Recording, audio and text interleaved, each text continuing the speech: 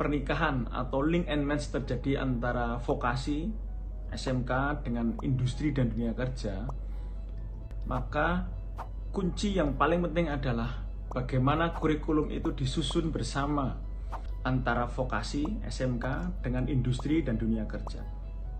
Ini menjadi kunci penting yang akan menentukan bagaimana kompetensi lulusan itu dihasilkan yang sesuai dengan kebutuhan real industri dan dunia kerja.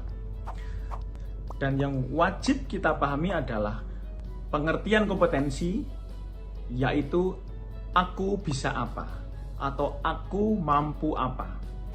Seorang lulusan SMK atau vokasi ketika lulus, maka dia harus berani menyatakan diri, aku bisa apa atau aku mampu apa. Bukan ini ijazahku, please tolong terima aku kerja. Ini adalah sebuah gagasan atau ide untuk mengembangkan kurikulum yang benar-benar mampu menciptakan kompetensi, yaitu apa? Hard skill dan soft skill itu seimbang. Tidak boleh ada yang kurang. Hard skill kuat, soft skill harus kuat.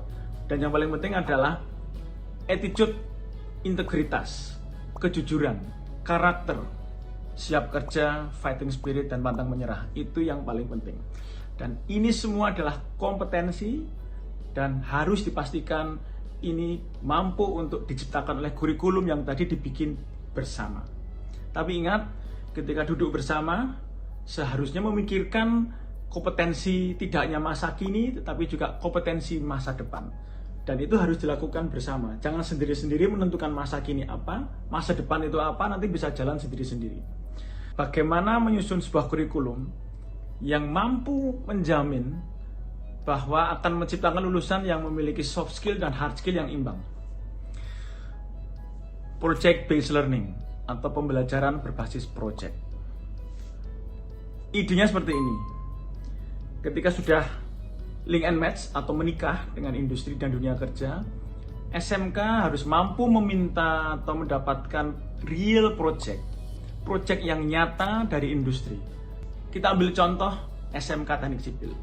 Industri akan memberikan project real, misalnya mendesain atau membuat gambar kerja, gambar teknik bangunan 1 lantai atau 2 lantai yang memang real itu sedang akan dikerjakan oleh industri itu, mungkin developer. SMK mendapatkan project itu dari industri, masuk ke dalam kelas. Di dalam kelas, siswa akan dibagi dalam beberapa kelompok, misalnya 5-10 orang per kelompok, tergantung beban projectnya. Nah, di dalam kelompok itu, anak-anak atau siswa SMK akan mengerjakan dan menyelesaikan challenge, real challenge dari industri, project itu tadi, dan dengan target harus bisa diterima kembali oleh industri itu tadi. Jadi industri harus merasa puas ketika menerima hasil pekerjaan dari adik-adik SMK yang bekerja dalam tim. Nah, di dalam tim itu ketika mereka bekerja, mereka akan berdiskusi, mereka akan berdebat, mereka akan bingung bersama, dan bagaimana mereka keluar dari kebingungan, dari permasalahan. Mereka tanya siapa, apakah ke Google atau ke guru atau mungkin ke beberapa ahli, atau mungkin mereka harus bertanya ke industri. Sehingga ada aspek kerjasama, teamwork, communication skill, skills presentasi, dan sebagainya. Dalam hal ini, tentunya guru akan memainkan peran yang lebih bermakna tentunya. Tidak hanya menjadi guru atau to teach, tapi juga menjadi coach. Bisa juga menjadi mentor, atau bisa juga menjadi teman, atau mungkin orang tua. Ketika mereka berinteraksi menjadi fasilitator di dalam project based learning ini. Contoh, seorang Alex Ferguson, apakah dia dulu mengajarkan bagaimana cara menendang bola yang benar dan baik kepada Ryan Giggs atau mungkin Cristiano Ronaldo CR7 atau CR7? Tidak. Yang dia lakukan sebagai coach adalah menggali minat dan bakat siswanya, Ryan Giggs, yang mulai dari muda, belum siapa-siapa, sehingga dia bisa menjadi pembelajar mandiri sepanjang hayat, yang mencintai bidang ilmunya, yang mencintai masa depannya, dan memiliki visi dia akan bisa apa dengan kompetensi yang ketika dia latih terus secara mandiri sepanjang hayat di masa depan. Itu seorang coach. Nah, disinilah guru akan memainkan peran yang lebih bermakna. Dia bisa mengamati bagaimana perilaku siswa itu ketika melakukan teamwork, bekerja sama, bagaimana keaktifannya, bagaimana emosional, dinamika emosionalnya ketika harus berinteraksi dengan real challenge dari industri. Nah, itu semua akan ditangkap oleh guru-guru itu masuk ke dalam raport. Guru sebagai fasilitator. Guru-guru sebagai fasilitator, mereka mengamati, ketika mereka mengamati murid-muridnya itu bekerja dalam tim. Nah, disinilah mereka melakukan kontekstualisasi bagaimana menerjemahkan capaian proses dan capaian hasil yang dilakukan oleh siswa-siswanya masuk ke dalam capaian yang harus ditarget di dalam mata pelajaran. Misalnya, matematika.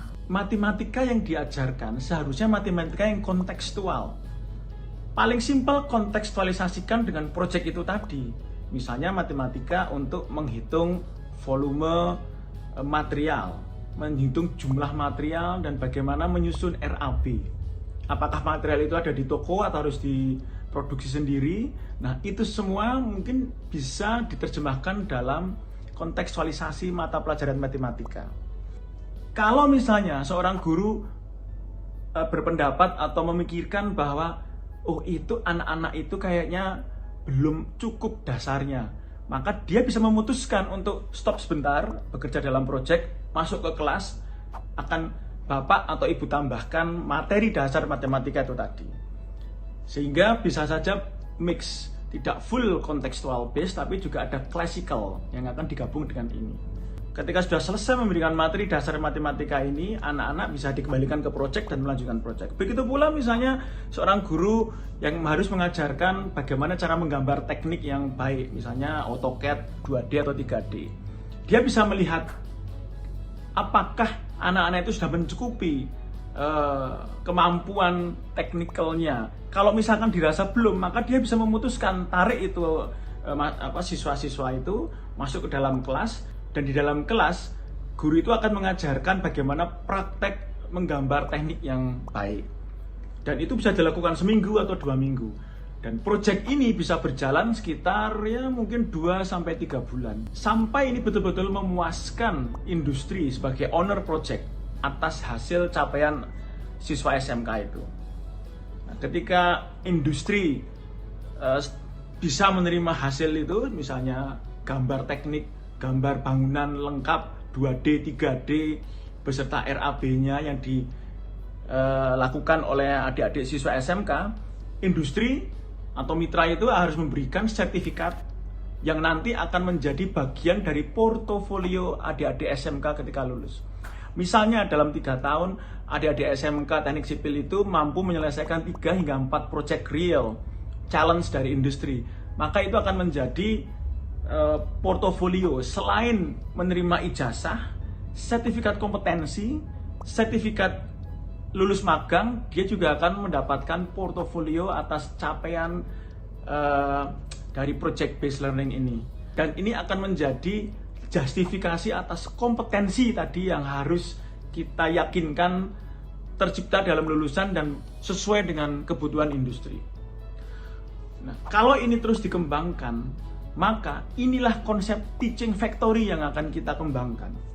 Teaching factory itu bukan berarti terus kemudian cukup hanya membangun pabrik di dalam SMK, tidak. Tapi yang lebih penting adalah membawa mindset, membawa skill, membawa attitude atau profesionalitas dari dunia kerja masuk ke dalam kampus dan harus ditanamkan dulu kepada orang-orang atau SDM di dalamnya. Setelah itu akan muncul sebuah kegiatan kreatif, inovatif, dan berkelanjutan, bisa berupa product design seperti yang tadi saya sampaikan, project based learning, atau bisa juga menjadi assembly line, atau mungkin production, atau mungkin teknologi rekayasa, menciptakan produk-produk sesuai pesanan. Nah, ini semua tadi adalah konsep awal mendasar dari pernikahan atau link and match yang tidak hanya selesai pada MOU, foto-foto masuk koran, sudah dianggap MOU, belum. pernikahan itu harus sampai dalam dan bahkan membuat anak seperti kegiatan project based learning yang terintegrasi dengan project real dengan industri ini tadi. Itu adalah sebuah contoh. Mungkin Bapak Ibu atau saudara-saudara semuanya bisa mengembangkan contoh atau mungkin practical case yang mungkin lebih komprehensif, lebih mengena, lebih akurat, dan mungkin juga jauh lebih applicable. Dan saya yakin guru-guru kita pasti bisa dengan kurikulum baru yang nanti akan kita kembangkan ini. Selamat berinovasi, selamat mencoba. Lebih baik berani mencoba tetapi salah daripada tidak pernah mencoba sama sekali tapi kita nggak pernah tahu apakah kita benar atau salah. Dan kita tidak pernah melangkah dari sini untuk menuju destinasi yang kita ingin capai. SMK bisa, SMK hebat, itu karena lulusan SMK unggul dan kompeten dan akan menjadi pilar kehebatan Indonesia. Dan saya yakin kita bisa.